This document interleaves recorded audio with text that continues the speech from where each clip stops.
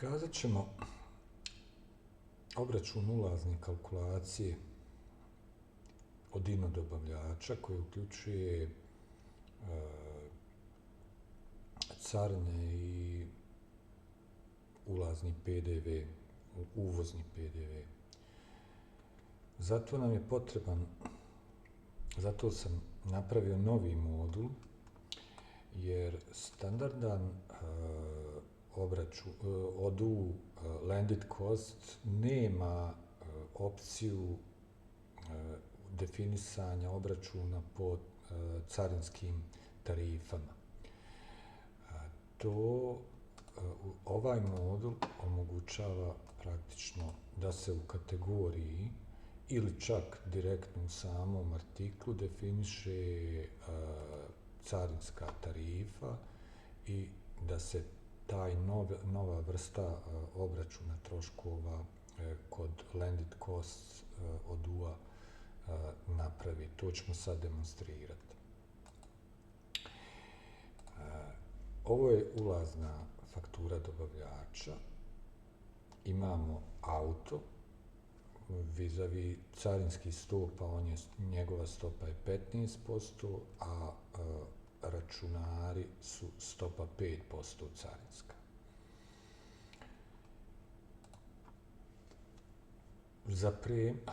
Ta roba je već došla, znači ušla je u magacin i pratit ćemo non stop ove dokumente inventory valuation, odnosno obračun zaliha. Trenutno imamo unos na 132 ovi 110.000, ali naravno trebamo sada i zavisni troškovi na to da dodamo.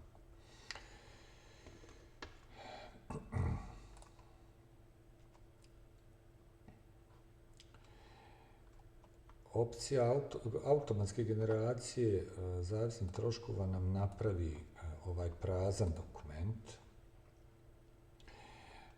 I sada ćemo uzeti prvo, ja sam već napravio dva ulazna računa vezano za ovu kalkulaciju i jedna za prevoznika, gdje sam raščlanio ino i domaći dio rute zato što ino dio ulazi u carinsku osnovicu i obračun PDV-a, dok domaći samo ide u kalkulaciju zavisnih troškova.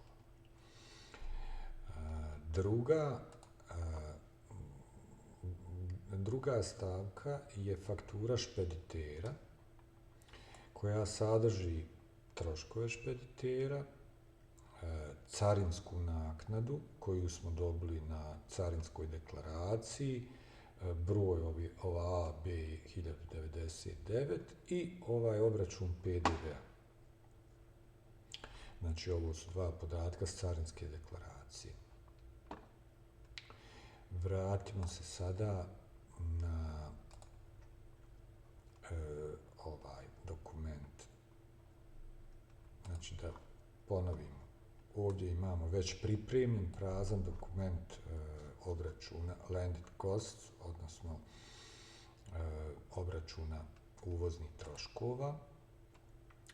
Sada ćemo krenuti prvo sa prevoznikom i dodat ćemo, ovo je opcija koju sam ja u modulu Customs dodao, znači da se importuju stavke u landed cost dokument sa ovog računa, pri čemu sam omogućio da isključimo ono što nam ne treba.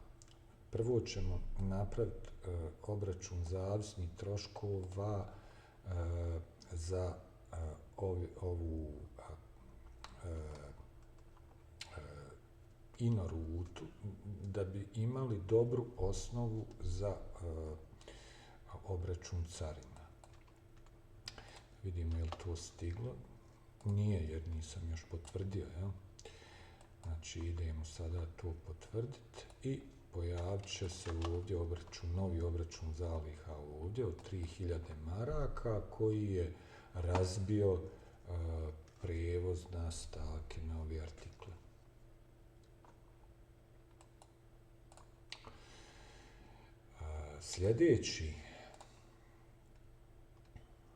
Sljedeći troškovi koji nam trebaju su ovi špediteri i carine. Tu sada stupa ova opcija koju smo napravili u ovom modulu Landed Cost Customs, koja praktično zavisno stopa auto vidimo puno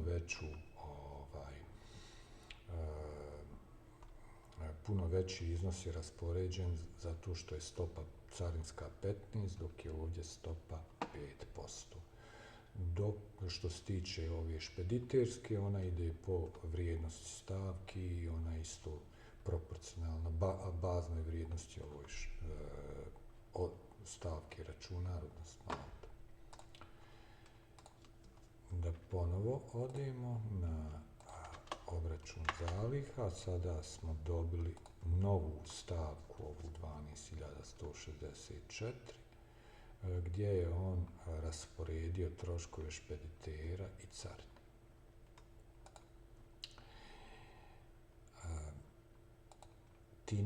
I ostala nam je još ona stavka iz prevoza koju nismo rasporedili, a to je onaj domaći prevoz. Dobra je stvar da program, da ovaj modul zna da smo već potrošili prevoz INO i sada nam nudi samo domaći prevoz.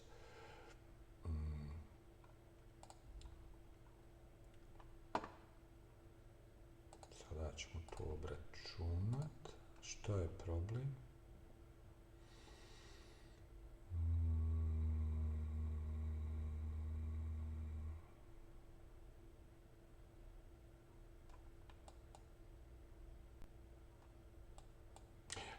Nisam definisao prijemnicu, jer je uvijek prijemnica osnova za sada kad sam je definisao, on je iskoristio, on je rasporedio po toj našoj prijemnici troškove. I to je praktično zadnji dokument što se tiče zavisnih troškova 500, ovdje su znači carine i šta je bilo? Carine i špediter. Ovdje nam je INO prevoz i ovdje sama osnovna faktura. Da vidimo sada da li je u samom računovodstvu stanje kako želimo.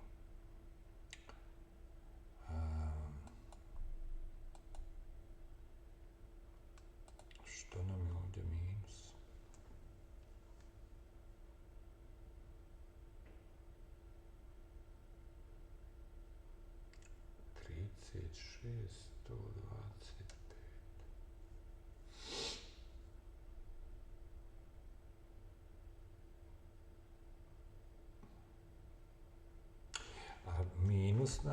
Minus nam je zato što nismo ulaznu fakturu INO dobavljaču uopšte obradili.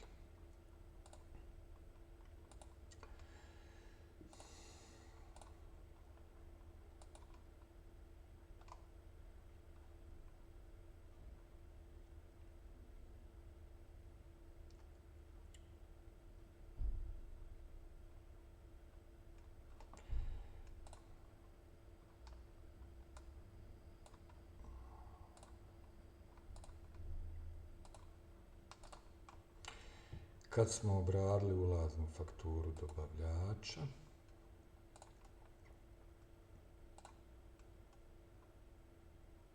hajde da vidimo sada na zalihe, to nismo nikako gledali.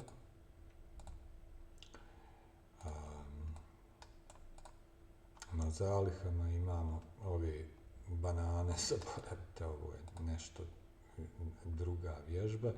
Imamo znači 3 auta.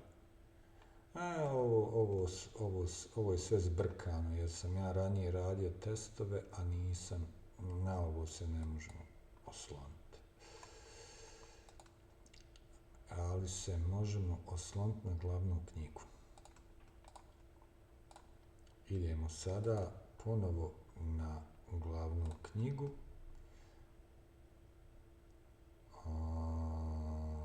Što nam je sada 130? Živ, zar nije nula?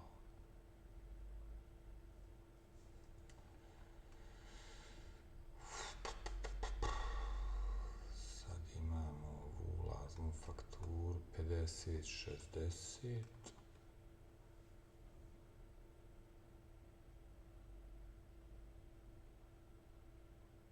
A zašto se ovo dva puta pojavljuje?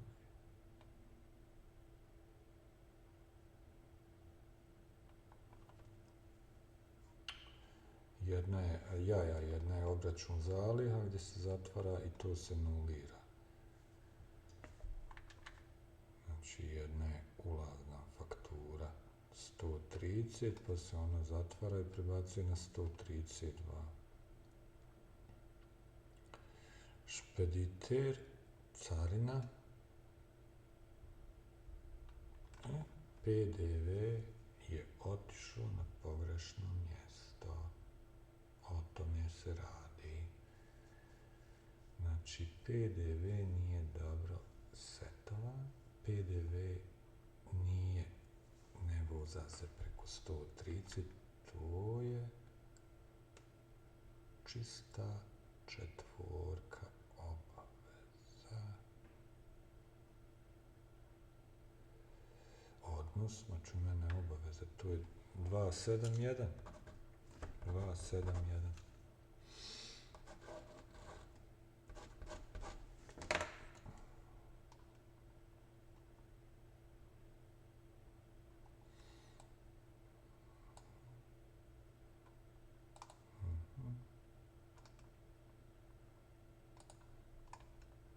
To treba da bude ovako.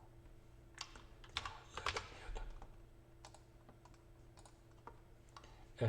Kad se to bude iskontiralo kao 271, a ne kao 130, a to će se desiti kada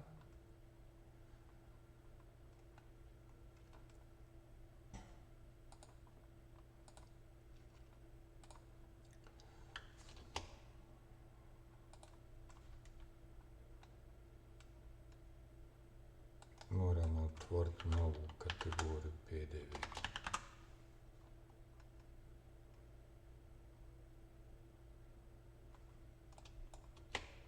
Jednostavno ne moramo nikakvu kategoriju, dovoljno je da kažemo ID 271.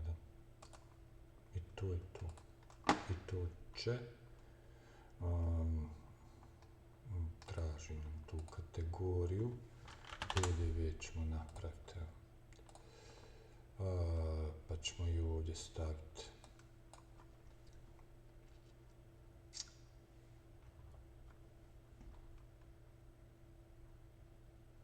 gdje nema šta, to je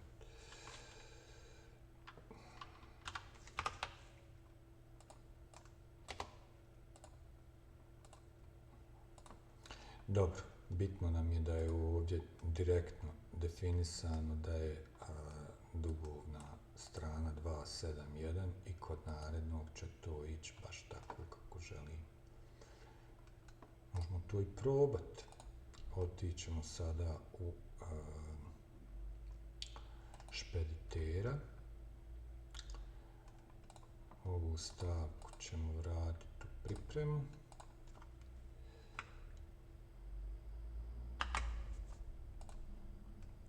Dvadeset jedan 218 42. Brišemo.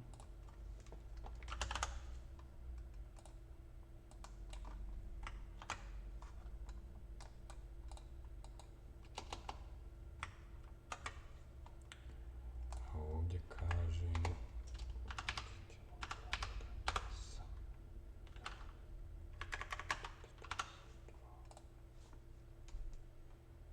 da vidimo. sad jest napravio je, sada je automatski napravio to nakon ovog podešenja. I sad napokon da vidimo,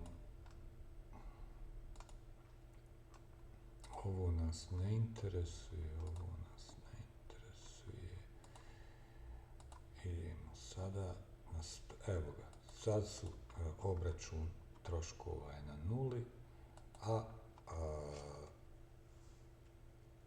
132 ima sve zavisni troškovi. Šta je sljedeći korak? Sada pogledam da napravimo neki rezime. U ulaznim fakturama imamo naše 3 fakture. To je sama faktura prevoznika, špeditera,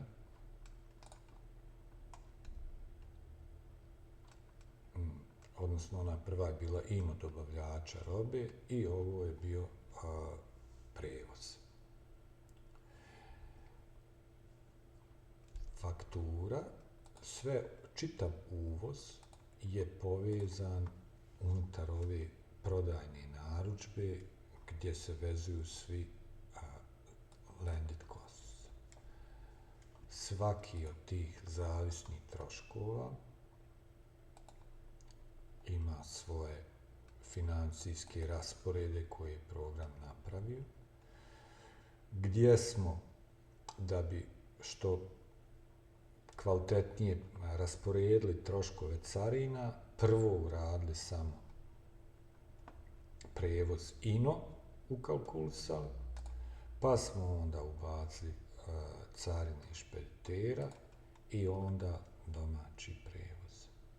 Da smo mi na početku radili ovo, da smo ubacili oba prevoza, ne bi to neka velika greška bila, jer on bi to rasporedio, ali ova carina ne bi imala dobru osnovicu, tako da bi tu moralo da odstupalo bi od onoga što je po samoj deklaraciji raspoređeno za auta, odnosno za računara. Tako da je ovo jedan korak samo, a vidjeli smo u primjeru da program pametno nudi kada jednom iskoristimo prevoz ino, da nam sljedeći put samo nudi prevoz domaći. Tako da je ovo ok. Ostaje nam sada da po ovome obračunamo PDV.